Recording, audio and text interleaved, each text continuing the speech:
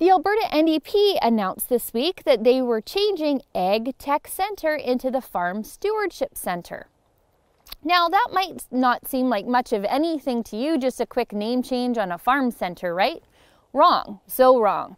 AgTech Centre has been around since the 80s. It was a farm equipment and technology innovation centre at the University of Lethbridge, funded by the Alberta government.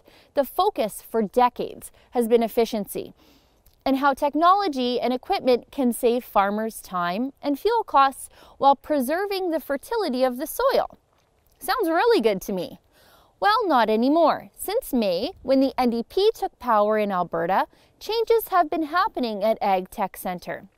It got a name change to the Farm Stewardship Centre. It got some new staff with some strange new roles. And now it got a total mandate makeover. The new mandate states that the centre is undertaking projects that range from the assessment of greenhouse gas emissions to developing systems that improve water and energy use on farms. Now let's look at the personnel directory. We have engineering and climate services. Oh, another engineering and climate services. We have stewardship and research management. Oh, and another stewardship and research management.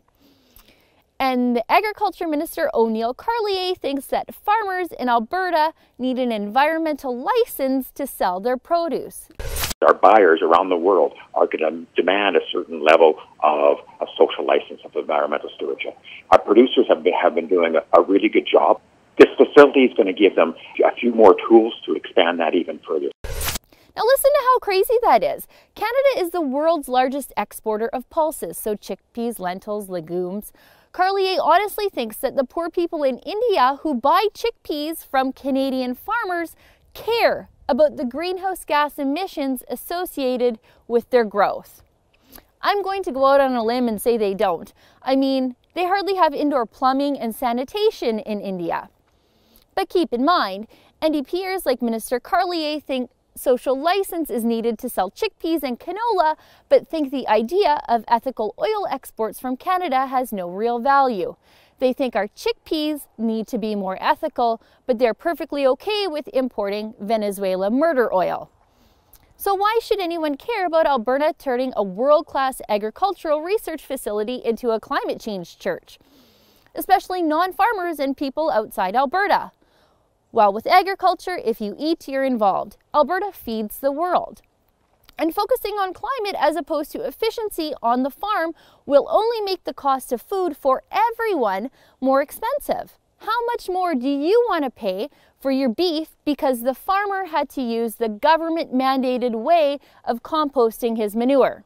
Or how much more do you want to pay for your beer because the local barley farmer had to use an expensive biofuel blend in his combine because some city bureaucrat said so, all in the name of climate?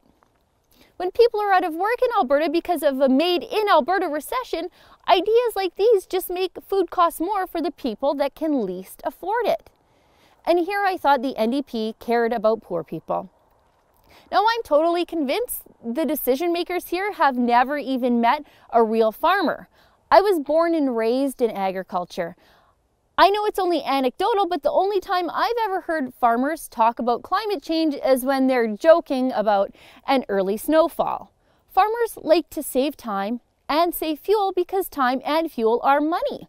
Focus on that and naturally greenhouse gas emissions will continue to fall.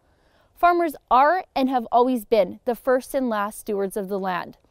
They're a business. And that's the problem here. The NDP government has gotten their hands into all the other private businesses in the province. Farmers were just the next guys on the list. For TheRebel.Media, I'm Sheila Gunn Reid.